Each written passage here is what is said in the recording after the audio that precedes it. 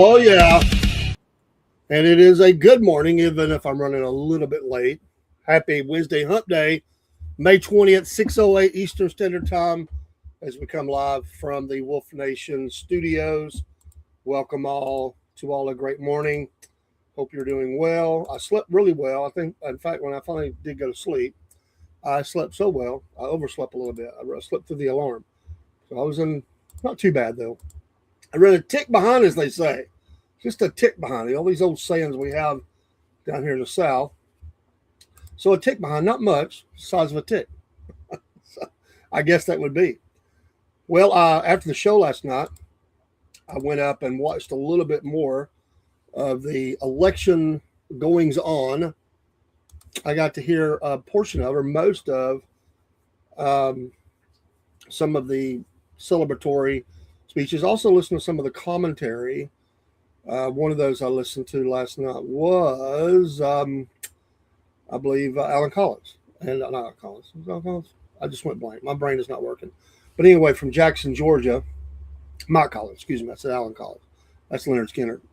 Touch my brain. It's not working today. I'll take Alan Collins for 1,200. Alex? Oh, I do know quite a bit about him. I haven't been a fan of the band. But anyway, somewhere I don't remember if it was. I think it might have been in his speech. It might have been right before. It could have been the commentary. We're talking about how much money has been spent in the election down here in Georgia for that seat. I don't remember if it was for the governor. I think it was for that one though. It was a lot of money. Um, it might have been for governor. I don't remember. $300 a vote is what I think one of them. And it just tells you the kind of money. And I told you the kind of money that was pouring into Georgia that they were spending on their own. The PACs were doing outside money, whatever. And anyway, moving towards the runoff, which will be in June, so just around the corner. It's not much of a break, and for all the runoffs, that's where it will be. Um, that's what will happen there. So they, even though I think in some areas they thought that maybe the president's influence didn't work as much, although that's always been that way. Maybe they certainly saw that his influence was working in many. And of course, the news of the night was that Massey lost, and that trounced even, and how he fought the law and the law won, I guess you'd say. Um, anyway, there was still a lot going on with that, and then looking a little ahead, they were looking a little ahead of the big races that will be in the fall once these primaries are over. On a local note, which I didn't mention, and I was looking for it with all the different offices I was looking for, and I overlooked the local one in my area, which is it's a state level. Representative Mitchell Horner did win over Nick Millwood. I didn't see that till I got off the air. So anyway, that office was also still held on to. So another local, pretty heavily contested fight. Everything else went pretty much according to plan. We'll have some runoffs. Those will be very interesting. There are a number of them. And they also were talking about the trounce that the old ball coach put on in Alabama, that he will be again going in the fall and running for that. I don't know. It's and the administration had put their anointing on him, and it looks as though they feel pretty confident that that's going to stay conservative, and I think it probably should. Although there's a lot of money being spent there, not as much as Georgia. There's been a major push for the last several elections to turn Georgia blue, and there have made strides. There has been some of that. I think the turnout is going to be pretty good in the fall. I think people are seeing that. A lot more people are engaged with where the process is, and knowing the importance of the election and these offices and the things that they've seen. And along with that, another double whammy for the Democrats is much of the fraud that's been going on with some of the candidates who have ran or are in office right now that are being investigated right now. And so people are pretty upset about some things where the border was let go and everything that went along with that. The fraud, they're still mad about the 2020. I mean, there's a lot of upset electorate. And then there's just, there's those people that's just going to vote that way no matter what, whoever it is, they're just going to stay blue. But I would say, crystal balling here, that the last election was pretty close. There were candidates who were probably not really in the right spot to beat the Democrats who had won in the election. I think there's one seat for sure that might change. There's a really good possibility of that, and the one that will run against Ossoff, and we got to wait for. We'll just have to wait until we get there. But I think that there's a it's a better than even chance that could happen. We'll have to see who becomes governor. It's going to be. I just don't see that flipping. I mean, even in the shadows of these big attempts that they put behind the female that ran for governor twice, she is in all kinds of trouble right now. I mean, she's not running again, and they were going to roll her out there again, and there's just so much that has went on with money that was collected and where it's went and what it's been spent for. There's a lot of that going on. Of course, a lot of people are going to say that's just them coming after people, their enemies and blah blah blah. But there's legit reasons out there. It's not just throwing words on the wall to see what will stick. There's legitimate instances where they've there's missing money, misappropriated money. What it's been spent for. Some of them was in their own pockets.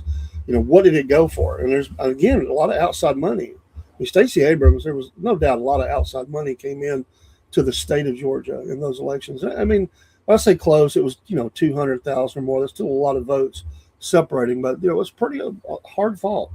But I think that they're going to be hard pressed to do that. And the more that the administration can do to kind of shape things up, straighten things up before the election, I think it'll be fine. They got to get the economy under control, get this Iran situation, which is now they're making threats over there. They went along like and that's what they do. They lie so much. We want to make a deal. We want this. We want that. Now they're making assassination attempts. Putting hits on the president. They know that's you're not going to reach him, but that's that's what they're saying. We won't go down. And it's just it goes back and forth. So. I mean, the president has gotten to two options, and he is still holding on to. He says, "Listen, we're talking. There's going to be a deal," and these could be some other voices within the nation who are trying to vie for control, or just trying to talk tough or whatever. Because nobody thinks that Iran's going to, defeat the United States military or nothing like that. They're trying to come out of this saving face and looking tough to the rest of the Arab world and to their own people. This the brutality that's going on to maintain control in those areas is off the scale. Can't imagine. They've killed a lot of people, public executions, and things like that. So we're really down to two really trains of thought. I don't think there's any kind of deal coming, and any offer is going to be so ridiculous. It's not even going to be like serious, unless they work with somebody who's really who they say is a leader, but it's discombobulated. These other people are really not in control. And they strike some kind of deal with some lesser faction. I think there's only two options. That's one is pick up the campaign again or get the heck out. And, that I don't see us, I just can't see the president moving away from that right now that way. There are a lot of voices that are saying we need to, while we're there, we need to, finish that off. I don't think you're ever going to get the uranium, though. I just don't think it's going to happen. Because they're not going to turn it over, and we're not going to do a ground invasion. But I could see us escalating again. But I would say they want to get out of there if they could just get an agreement on, that I don't know what it'd be worth, but agreement on nuclear weapons and inspections by the IAEA. If they could get also the Strait of with those ships being able to pass with no tolls. If they got that, I think they would make it a day and get out. But who knows? And in the crystal ball, it just seems like things are going to escalate again. I don't see the president's always got this. He rushes up to the line and says, I'm ready to. It's like in the old West, I'm fixing to draw on you. Your time's fixing to be done. Until let's give a little more time here and step back off to the side. Have a drink at the saloon, and we'll we'll decide tomorrow. And that's kind of where we're at. At some point, though, somebody's got to draw or drop their weapon. I mean, I just don't see him doing that eventually. I think he might have had some, it might have been influenced by some people around him that this would have been easier than he thought, or they would at least get the information they wanted pretty quickly. But it was interesting though that a lot of people backed Massey against the president. He was, his dad. Some say his downfall was, and I'm not taking sides here. You know where I stand. His siding with Israel on lots of things. It's funny, the ones who were backing him don't like Israel. A lot of them, and so he kind of went against his own, some of his own base. But it didn't work, and so he will not be in office. He will not be in office once that office is turned over to whoever wins that in the fall. So he has a little bit of time left, but he's he'll finish out his term and then he'll move on to another day to run for something. But that's a falling star. That one got shot out of the sky pretty hard, and that's the big story of the night. Most of the other, we knew it was going to be runoffs. We knew it was going to be very tight, and in some cases, like Brad Raffensperger, it was scorched earth. He came nowhere near. A lot of controversy about what he did as the sitting, sitting in his role that he currently serves in, but left to be a part, to run for the office. But he miscalculated. I don't know who pulled his numbers for him. I don't know who blew smoke that he thought that he had a shot there, but the electorate, he got trounced. I mean, heavily. It was even not in the same area code. And so that may be, you never know about people. Sometimes people can rebound. I think going all the way back to 2020 in Georgia, this is the end result. I think his political career on any kind of major level in Georgia is over. That's what I would say. Still in office till the end of the term, and all that. But I think his future that way, just looking at where he's at and his age and everything and how badly he was defeated in this, he might have just should have been happy to stay with what he was. But like I say, politicians sometimes rebound. But he has lost whatever base he had for the most part. It was not even close. It's obvious that the people were sick of him, and they were sick of things that happened in the elections, several elections really, and they still believe there's problems. And late last night, I heard people complaining. I told you that county around Atlanta, once again, very late, a lot of their votes were still, bunches of them were still not in. It's just that the numbers were so much on some of them, they didn't see it changing enough. But there were people calling for some sort of a takeover of their elections and getting hold of it, because this is what was being said, not by me, but things on the TV last night as I listened, that people were very upset. And I said, it always comes down to that one little county and then Fulton. And Fulton has problems. I don't understand it. I don't know what goes on. But they seem to always be the the rock that everybody trips over, trying to get to an election, getting the end of it. And it is crazy. I mean, all these numbers come in really fast, and they're not even doing. I mean, what's going on? I mean, the turnaround on that has to be improved. I just don't understand. So it's not just a one-time thing. There has been mistakes there, many of them before, and and will happen again unless something happens. They need they need some help there. I don't know. I'm not there, but I've known people who've worked in it or right next to it and talked about people they talked to. I've had some insight on that a little bit, and just uncoordinated, discombobulated, just full on really bad operation they have. And I say I wouldn't want no part of it.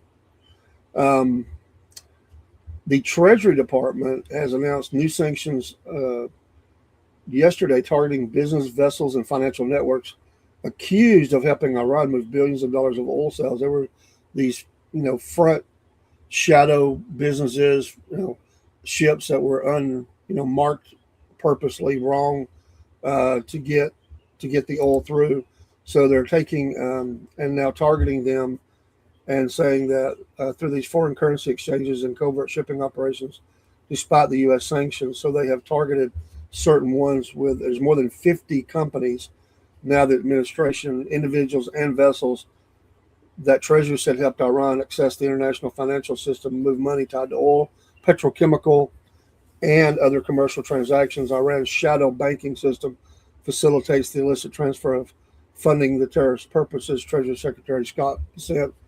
So as Treasury systematically dismantles Tehran's shadow banking system and shadow fleet under economic fury, they're calling this financial institutions must be alert to how the regime manipulates the international financial system to wreak havoc. They said Iranian exchange houses and front companies use networks across multiple countries to process foreign currency transactions, move money for sanctioned Iranian banks, and disguise the origin of Iranian oil and petrochemical exports. They accuse some companies of managing cross-border money laundering operations, while others allegedly arrange payments tied to Iran's petrochemical, metals, manufacturing, and automobile industries. They also targeted vessels accused of transporting the oil, the liquefied petroleum gas, petrochemicals, fuel products through those shipping networks under multiple national flags. The sanctions campaign aims to reduce the revenue available to Iran's government and the Islamic Revolutionary Guard Corps, IRGC. Quote, Treasury is actively advancing economic fury and has disrupted billions in projected oil revenue, taken actions that have led to the freezing of nearly $500 million in regime-linked cryptocurrency and crackdown on Tehran's shadow banking networks, the department has said. So they're going after these companies now. They said that they have one of the companies they went after. They have a settlement through a company tied to Indian billionaire Tom Adani. But the admitted the Treasury accused it of arranging liquefied petrochemical gas imports that allegedly originated in Iran. They said the imports were routed through a Dubai-based supplier, claiming the gas came from Oman and Iraq. But investigators concluded warning signs should have alerted the company to the fuel's Iranian origin. The company agreed to pay $275 million and adopt additional compliance measures to settle potential sanctions violations. So stepping it up on the financial side and through able to, if you hurt their money, then they're going to be less likely to do it. And you're going to have to keep looking for that. Excuse me. Another thing that happened yesterday was the Senate advanced legislation aimed at ending U.S. military involvement in Iran after Senator Bill Cassidy, Republican Louisiana, broke the ranks, and following his primary defeat, he's kind of burning down the ship on the way out, you might say, giving the measure enough support to move past the initial procedural hurdle, according to the AP. The vote does not represent final passage, but rather allows the chamber to formally take up debate and prepare for a later final vote on the War Powers Resolution, congressional aides and lawmakers said. I wonder if there's a deal in the works for him post-office for doing that. Makes you wonder. The measure would require the administration to seek congressional authorization for continued or expanded military operations involving Iran, reflecting ongoing disputes between Congress and the White House over War Powers Act's limits. It is amazing to me. I get that they don't like the operation at all. They're trying to stop it. But they have worked more to defeat the operations there than they ever did the border. Ever. Amazing. Even with the switch, Republican leadership is expected to oppose final passage, and most GOP senators have consistently argued the resolution would constrain the president's authority in ongoing national security operations.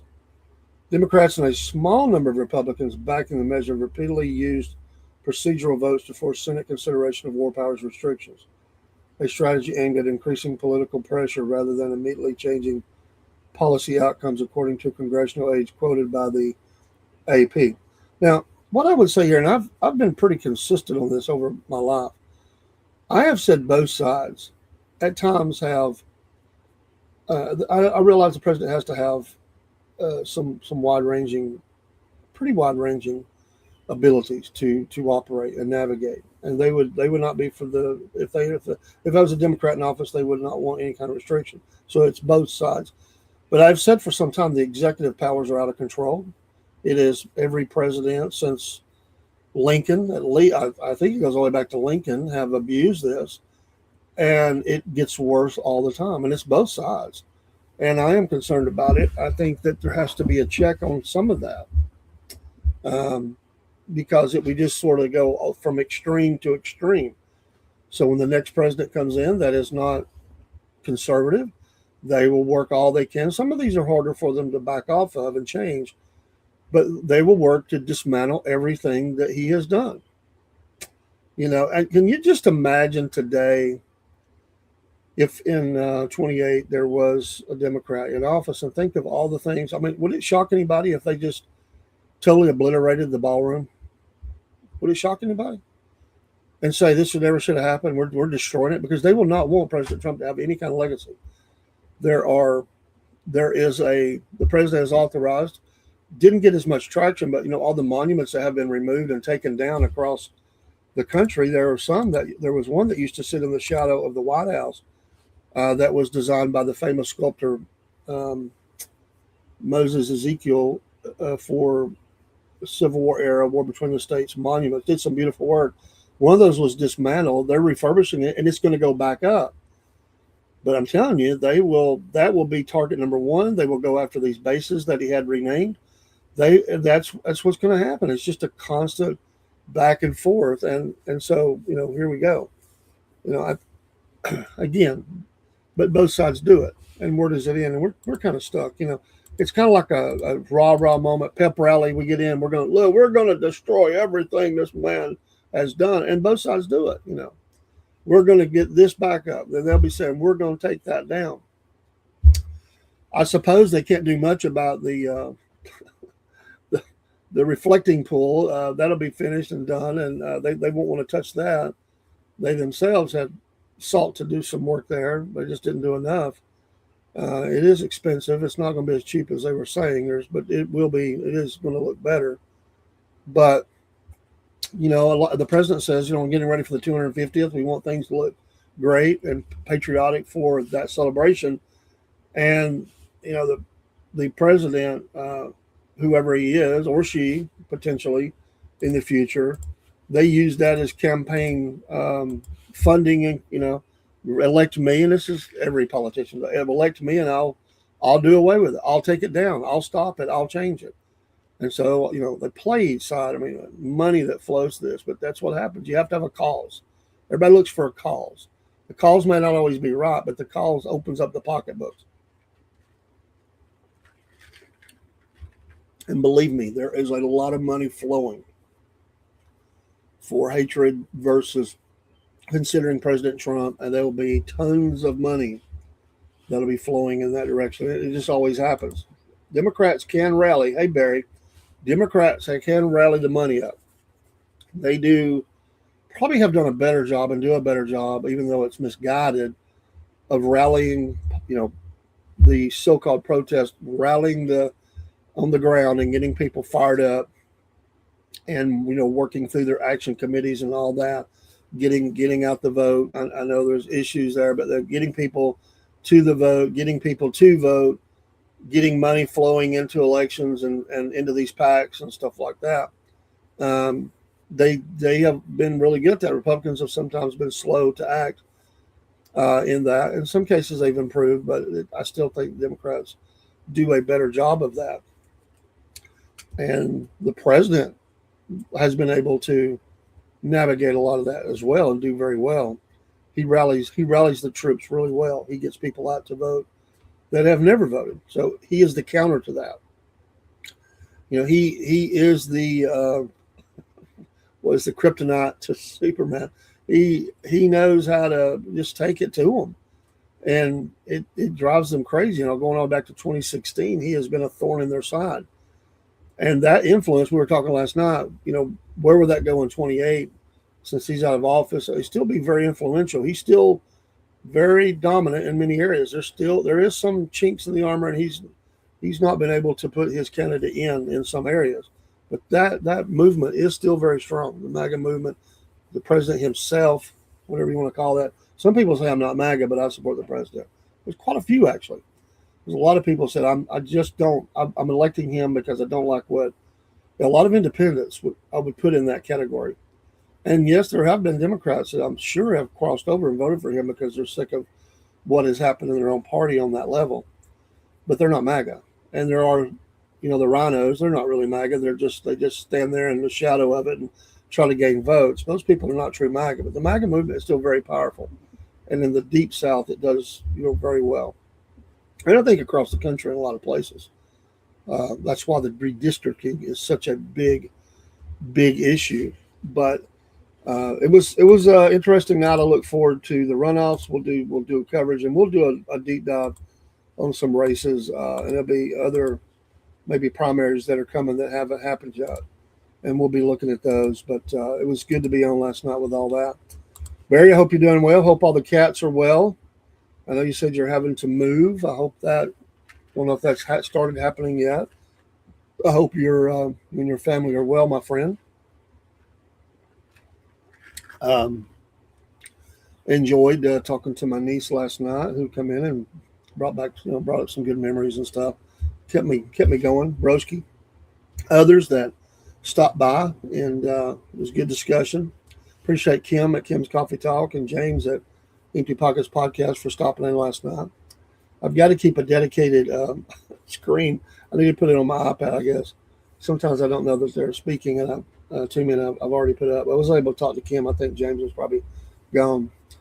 Barry says everything is smooth so far. Well, that's good to know, man. And moving always. I never lived in my life. I've never really moved much, except with my family. I was little. I ended up. We took care of my mom, and we stayed in the same house with my dad. They divorced. Haven't had to deal with that, but I've helped people move, and I know it's organized chaos sometimes, but it's just so tough getting moved, even if it's just up the street. You're taking everything out of one and putting it in another. You forget how much you have. Everybody does. It's like you don't think you have that much until you start moving it. But I remember we moved my aunt one time, and it became such a storm. The car, me and my dad, I was 16 at the time, but I had to go. I don't know. He drove one of the trucks or something, so I had to drive the car to the new place so we could unload. It was raining so hard. Our little car, I got on some railroad tracks, and the car didn't want to go. So much water. And I'll never forget that. I was panicking a little bit, oh no, out in the rural area, it wasn't like heavy traffic. And at that time, there was hardly none.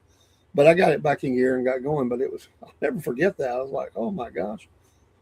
But yeah, it was a monsoon. I'm like, this is like the worst time to try to move somebody, So we had to wait at the new place. It's just pouring down rain, wind, the rain is sideways, lightning strikes. And we've got everything loaded up.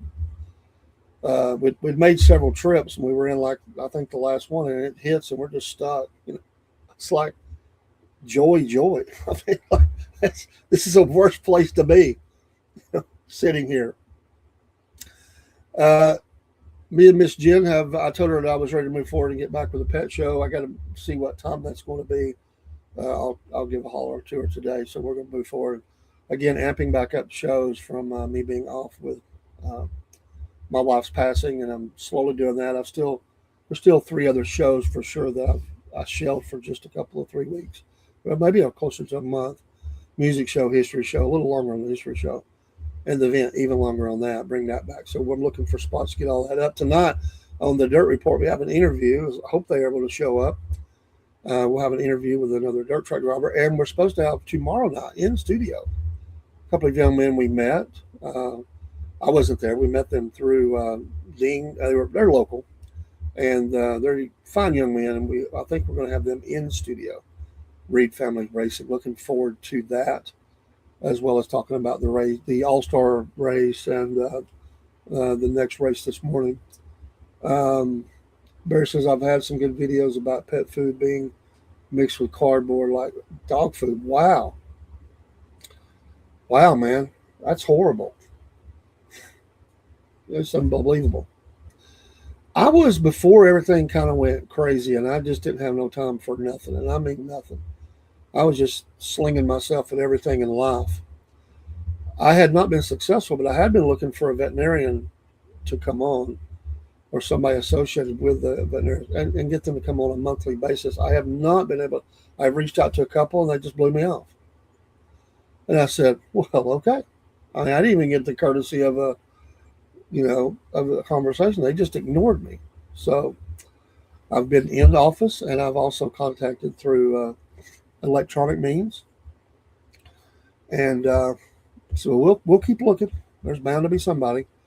I want to be able to bring that to the pet show, and also we are looking to get a holistic health person on. We have somebody, but it hasn't worked out so far. I would have thought we would have had that by now, and I'm looking for that as well. You know, I want to find the right person.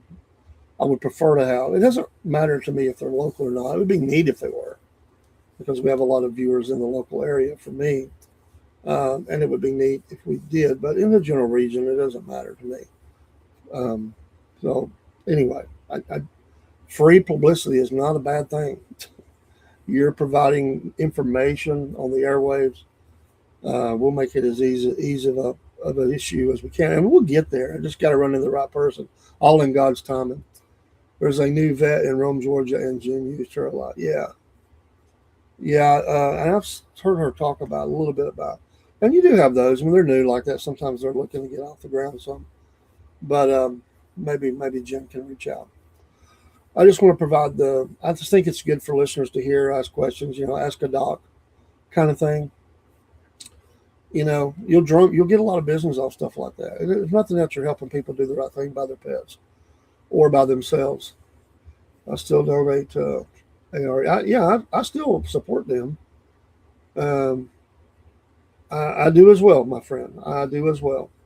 I help forward all their information off. I still, I'm involved. Just because Robert and I working together, it doesn't mean there's any kind of. It doesn't matter if they're you know where they're located or whatever. I mean, they're good people. I mean, I've been there, and I will make a trip back down and see them. I am actually wanting to make a trip to Bainbridge in the not too distant future. My wife's health really delayed some of that, but I'm going to be going to Bainbridge. I want to meet up with those folks. I know them. I mean, like I don't know them. They're not strangers or anything. I'd like to go back down and do some video on site again and update some stuff and do that story. So me and Biscuit Boy, I want to get him involved. He hasn't been in there. Give me just a little time. Sometime in this, sometime in the next 2 to 3 months. Wouldn't be shocked. Don't be shocked if you hear me talking about that. So we have another guest, and I've got to contact because it is now past the time we had to put a delay on it.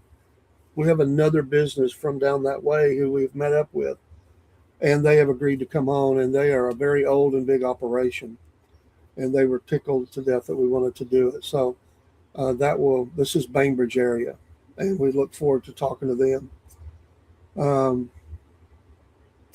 That's true, but I want to get back down on the ground. I want to take the trip. There's reasons for it.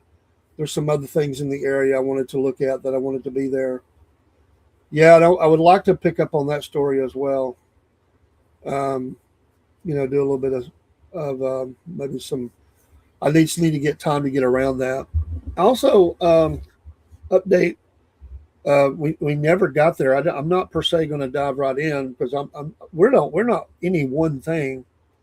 But I want to get into some older true crime cases where we're still missing children and stuff, and I want to give some updates on that. Be looking for that soon. In fact, I want to update on the Summer Wells situation as best as we can. There's not a lot of update. We'll be doing that in the next couple of weeks. There's a lot of tax breaks offered to the. There definitely is. That's how they get them, and they did that for all these companies. There's obviously a lot of money pumped into them for politicians to just turn the other way. Oh yeah, and with the monkey farm, that went all the way up to the governor. I mean, he was the one that suggested the sites. He was very involved with that. My understanding was there was 5 sites that were offered at the time to them, and they chose that one. They got a heck of a deal on the land, but it just turned into a nightmare for them. I would like to go back. It's out there. I'd have to do clips. I couldn't do the whole thing, but there's an old, fairly old now, where the owners of that company did an interview with a Jacksonville, Florida TV station, and they had some very unbecoming things that they said about the area. And basically, I felt like they talked down to every citizen in the area that's against it, made them sound buffoonish, backward, that like they'd never been nothing. That to me, that interview should offend everybody in the area. Just that interview, no matter what their business is. I mean, they were saying things like, "We want to raise their standard of living." I mean, what kind of jobs they got? I mean, we're talking about farming communities and stuff. We're talking about people who have been around for generations that didn't need their help and have done quite well. And they talked down to them. Man, they sounded like something straight out of L.A. or something. Just these backward Georgians. It's ridiculous, ridiculous. That one girl, Rena, who is leading leading the against the Lucky Farm is she's running for city council. Okay, yeah, this wonderful, sweet person and all that. I would just prefer to stay in the lane on this one, though. She's an investigative type person, and it has become very contentious in a couple of areas. And I would just say that my advice was in the past to be careful with it, because it might cast some bad light that way. Because if you stay up there and you read some of the stuff, you can be caught right in the middle of a firestorm. I'll just say it that way. So I think there's sometimes the best of things can be danger, danger. Will Robinson. Sometimes you get in more of a situation and a fight than you can easily become part of something you didn't want to be a part of. For me, I would say I just wanted to stay laser focused on the issue, which was the monkey farm, because there's some other things there that were a little rough for me. I didn't want to get caught up in the fight of some other things. So, but that's interesting. That's interesting. I kind of felt like they would go that way, and may do quite well because of the electorate that's in the city. I think that's but again, that might also be not work well, because if you've ticked off a lot of people that are money people and stuff like that, it'd be interesting to follow though. Interesting to follow. So I'm just saying, if you read everything that's online, there's a bigger picture story. But sometimes I would be like, I don't want to get into that, just because I felt like it was one of those things that could, get your show or whatever. You could get caught up in some stuff. I mean, we took taking chance anyway with some of the stories we do or did. I just think you have to be careful with stuff because you move forward in the wrong way. And again, you can take in the totality. So I always thought that again, keeping the story on that situation and not taking in a broader story, I thought was very important. I don't know that was. We didn't have disagreements about that, but I was just like, there's dangers there. I was like, I don't want to get caught up into that. Because there was a going after of a lot of things, not just that. And I'm not saying it's right or wrong. I'm just saying that it became part of a bigger story that I didn't want to be a part of. I just felt like it was a bridge too far. That we're not geared. We didn't want to be in the firestorm in front of that. I mean, basically being I didn't want to become was the media source to be able to put all that stuff out in the fight, and had nothing to do with the monkey farm. I didn't want to become that. Didn't feel like that was our role. But again, it doesn't affect me now. And yeah, Barry, I think you're right. I agree. Sometimes some issues can draw you in a quagmire. Although I'm in Gainesville, I talked to my representative about the issue. Yeah, I mean, it's sometimes I'm friends with a lot of people, and I try to be friends to all, even people we very much disagree. And yeah, there is a danger sometimes when you walk towards when you align, you're talking to someone, they could have, it's kind of like some people you don't take inside of certain establishments. Well, I guess I'd put it that way. Pardon me, because they'll start running their mouth about anything, and you're like, whoa, let's not do that.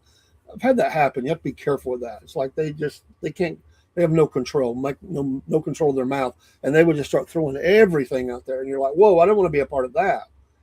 Um, so some people you just got to know at what point you can engage them, and then you keep that limited because it could be explosive, a volcano type thing.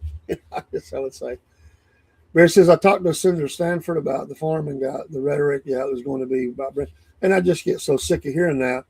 That is always when that's their go-to, whether it's legislation that is changing in an area or jobs. They'll always make it about that. They don't want to hear anything else. They don't want to hear that there are concerns about a company or about legislation. It is always, hello, Miss Jamie. God bless you. Good morning to you. That they always want to say it's about the jobs, it's about the money. We need all that. And I've always said, I mean, where does it stop? And whether a person drinks or not, and it starts there. But I'll say, okay, you say it's about getting the tax dollars in. Well, the tax dollars, is it just first it was getting the right to buy it in a certain area, then getting a right to sell it, and different ways in the restaurants, having the liquor stores or whatever. For up here, they went everywhere. And now, where are you going next? Are you going to open up cannabis dispensaries? I mean, because that'll be the next step, and then where does it go from there? And I think we're on a slippery slope of that's what happens. And the more liberal an area is, the more they will go that way. And then you become like, outside of Vegas, then you've got places that would full on go to those type of establishments. I mean, again, where does it stop? There's just things you don't want in your community. I mean, there has to be a limit. You can't just keep saying about, because the beast that is government, always wants more money. The government's never going to turn down those things. They only turn down things they can't make money off of or have control of it. But the things that they can control, manipulate, get more money, it's the beast that keeps on devouring. It never gets enough. It's never satisfied. It's like the old movies, they take the sacrifice, the human sacrifice out to appease the god, who is just, it's never appeased. It's just delayed a little bit. It's eaten and it's ready to eat more. And that's what happens with government. They just continue to churn and want more and more. And there are politicians who, to get power and to get recognition and everything else, they will say this, along with what you just said, Barry. They will say, well, we better get it. If not, this other city will get it, and we don't want them having it. It's better for us to have it than that city. And I'm like, no, I don't want it anywhere, but no, I don't want it in my town. And that's the fight that you get in some of these city council meetings, county meetings. And what has happened is they've limited the voice of Americans. So they've put on all these rules. Now you gotta be on the list. It's a limited amount of time. Sometimes as little as 2 minutes.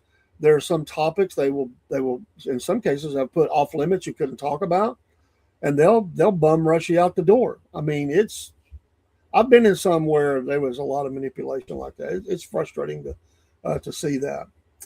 But keep on the good fight there, Barry. You're a good man. You're keeping on the right things. We got to stay after it. We cannot let these people. You always have to question them. You always have to. And that's what it is. They're supposed to be above reproach. It's government. They're representing us. So they should always be above reproach on how money is allocated and where that money is going, what they're doing. I know that me and Robert used to talk about this a lot and I get why they have to do it for personnel matters, but you should limit executive meetings to the very minimum. Executive council meetings where nobody can hear what they're saying. They come out. It's obvious. We know how the vote's going to go when they come out. They didn't vote. It's illegal to do that.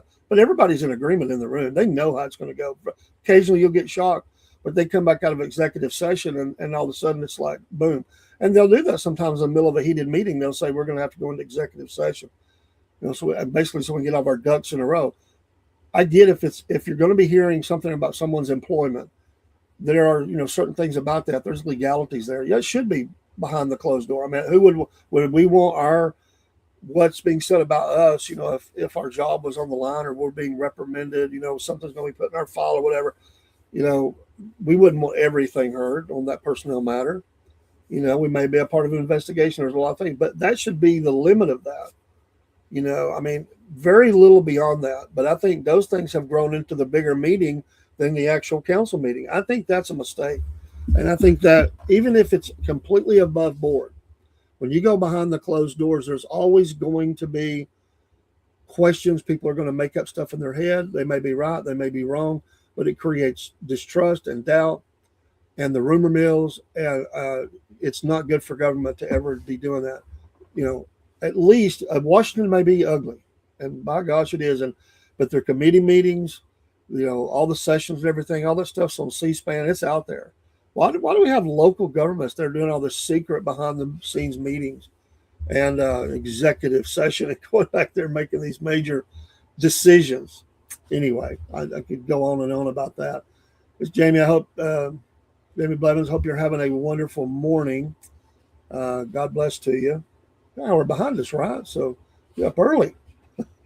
I'll be getting off here in a few. I got to get to work. One of my people is out, and I'll be handling PIT class. We started it yesterday.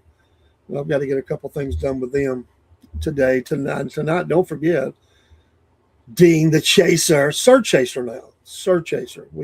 We have given him the anointing. We've knighted him, Sir Chaser. We'll be in the house, and we'll do the SFP Racing Hour Dirt Report with the interview, hopefully, tonight. He'll be getting with me here in a couple hours and let me know where that stands. And with Dirt Report, SFP Racing Hour, and the SFP Sports, we'll tie in some stuff with that. Tomorrow night, a special Dirt Report in-house, and we'll try to expand that out. We'll talk about a few other things, but we'll do a good hour and a half tomorrow night on that as well.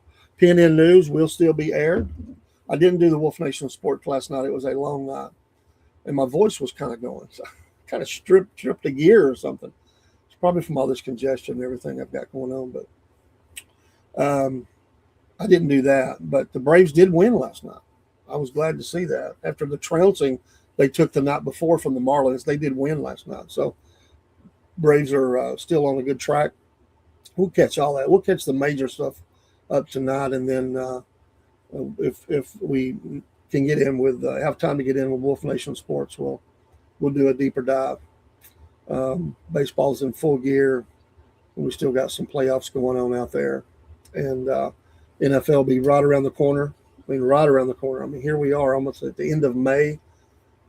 June comes. Got the summer storms, and that's hopefully there'll be no storm damage now. I think we got some storms that could pop up tonight, so we got to watch that as well.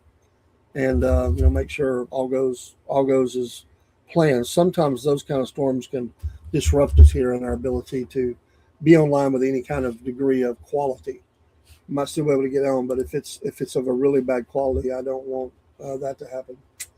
Let's see, Barry. Let me catch up here. Tomorrow, the Vietnam Veterans Association will do a pickup. I've got some old clothes that I'm donating. Good for you.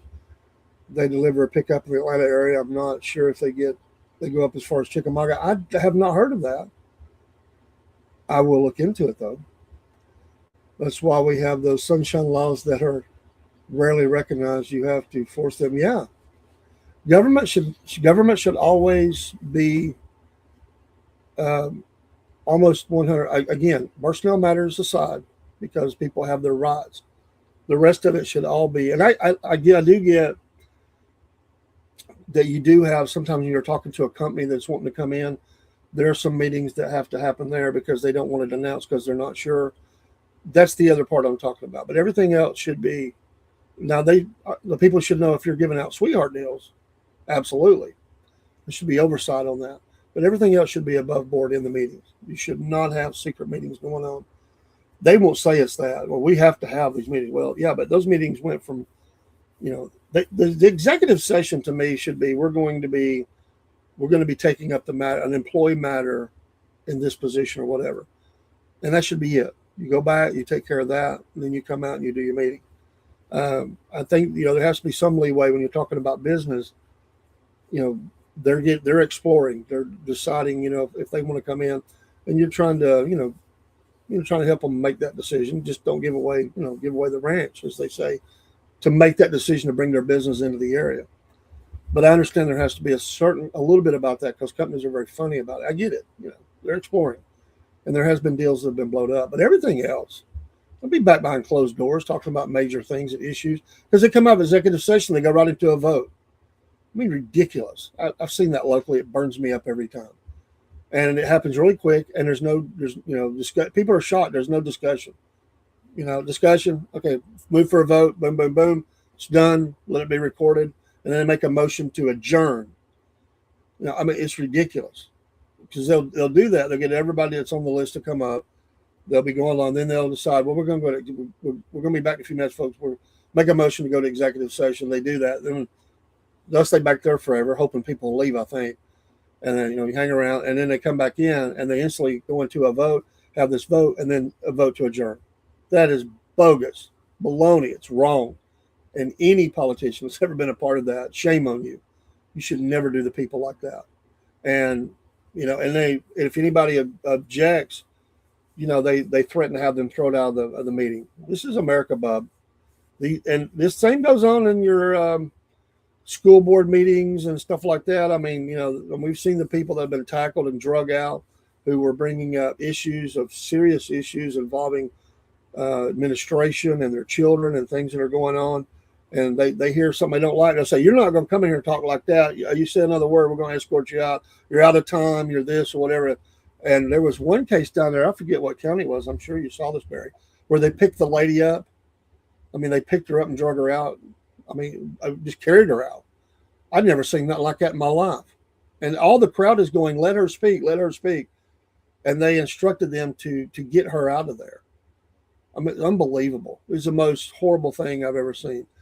Listen, sometimes what people say, because some people will push the envelope and they will say things, it's ugly, but they're trying to expose the ugly.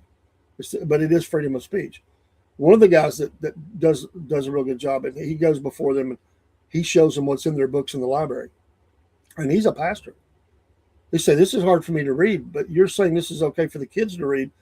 And he starts reading it. And then whoa, you can't have that kind of words. He goes, yeah, it's uncomfortable, isn't it? But you got it in the school library. It's available for checkout. It's horrible things. I know that guy's name. I can't think of it. He works around the South a lot. He's from the South. He does a great job. Sometimes the greatest influence you can have is not necessarily in front of a city council or groups that's on the outside through mailings and other influence. Sure, organized, stay organized. And people are doing that. They target a position and then they raise up a candidate to run against that. Accountability is the kryptonite to all politicians. Yes, Barry. Hey, I do got to go. It was I'm not too late. I think it'll be about the time I came on. I do got to go. We'll see you tonight. I got to get to work, get moving. If I don't, I'll be dragging in, and I've got to be there a little earlier. So not really much earlier. I think I put in an hour. So I think I'm right out. Well, I'm about 4 minutes off that.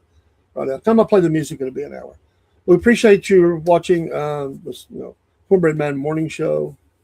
Southern Patriots.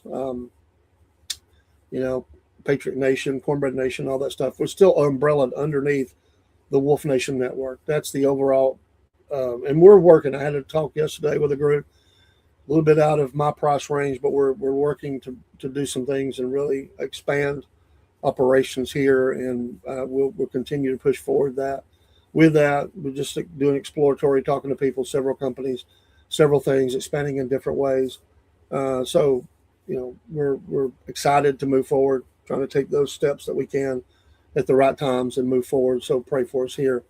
And the Wolf Nation Network is we decided that was that'd be the overreach. It doesn't tread on anything. It's not confusing, because sometimes we went under other brands. There's a little confusion to people. I felt like that was given to me, that the whole Wolf thing was really something I was really passionate about, was moving towards anyway, way back. And so the Wolf Nation, it just encompasses so much for us.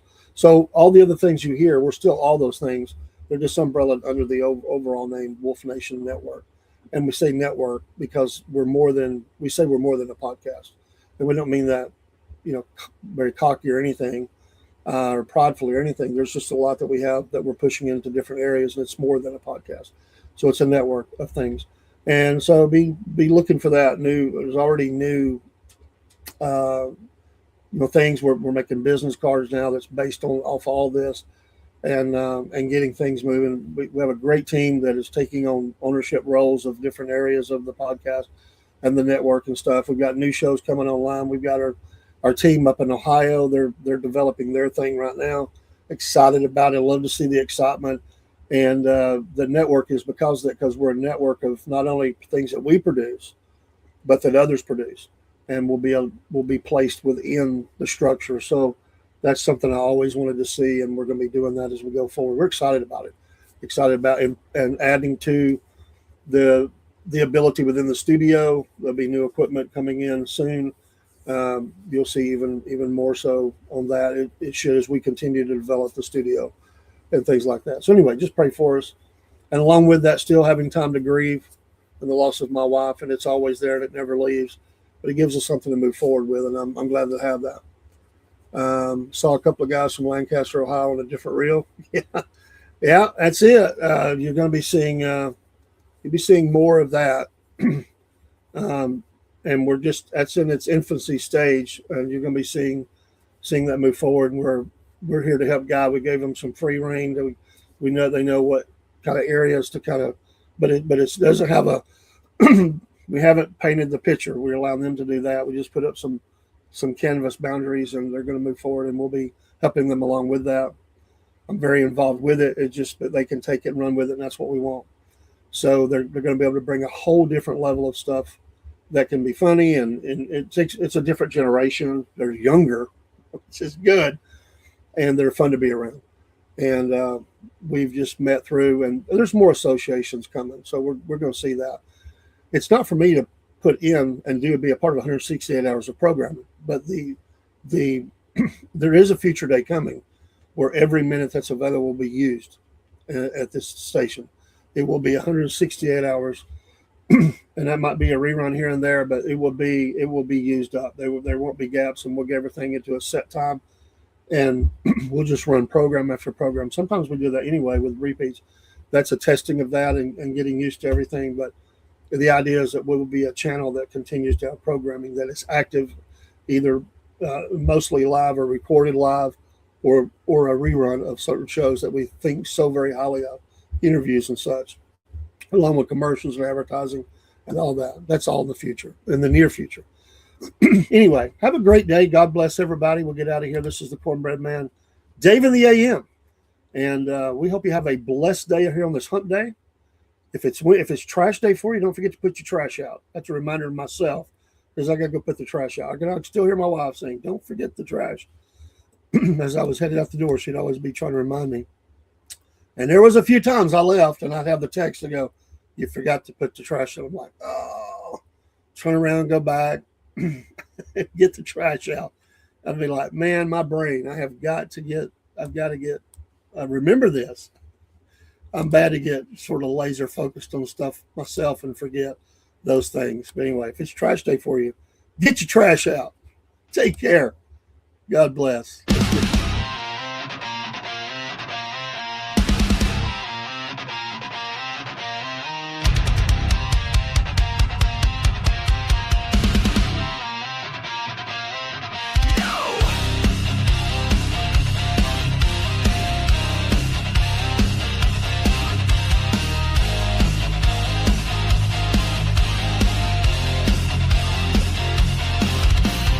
Up all night.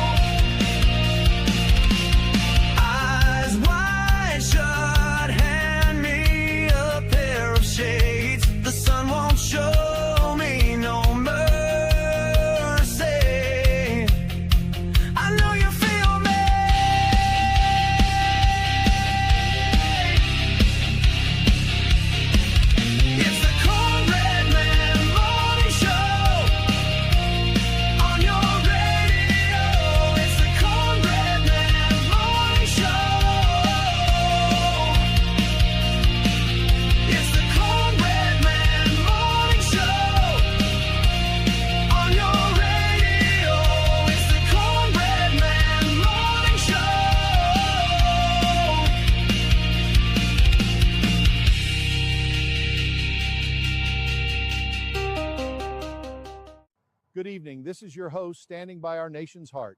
We are launching Patriot Nation News, your trusted source for daily updates. Join us every weekday, 9 p.m. Eastern, only on PNN News. Let's kick this day off right, Wolf Nation. It's time to wake up, show up. First you pray up, then you coffee up.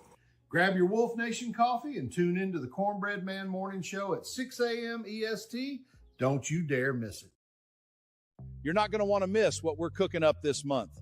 Make sure you tune in every single Saturday morning, live right here from Wolf Nation Studio. Keep your eyes peeled for the Cornbread Man and Biscuit Boy. They're bringing the heat every week. We must find Biscuit Boy before the Lake Winnie local law enforcement officers do. I know you guys can smell his cigar. Let's go! Stay low. Don't make a sound. He's getting closer. Are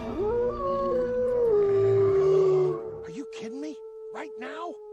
I hear someone up there. Come out with your hands up. We got nothing to tell you. Where's Biscuit Boy? Where y'all headed tonight? None of your business. We're pulling cars over to check for Biscuit Boy. Do you see him? What you have to say about this? The wolf knows. Wolf!